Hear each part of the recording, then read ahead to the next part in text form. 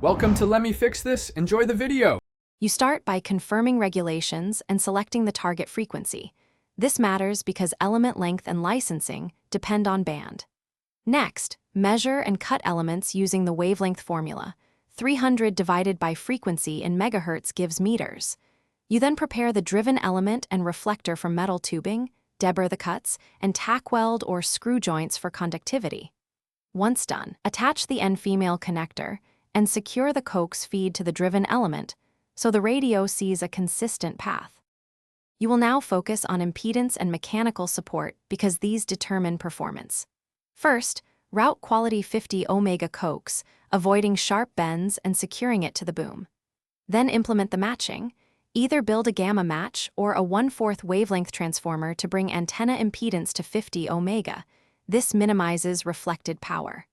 While doing that, mount elements with accurate spacing and insulation to preserve tuning. Make sure fasteners are tight and all soldered joints are clean to avoid losses and detuning.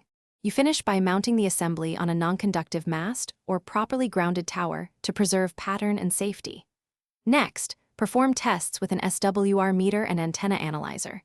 Sweep the intended band and trim element lengths or tweak the matching network until SWR is acceptable. Finally, secure all weatherproofing and grounding. If you still see high SWR or weak signal, inspect connectors, check the feed line for water ingress, and verify the ground bond.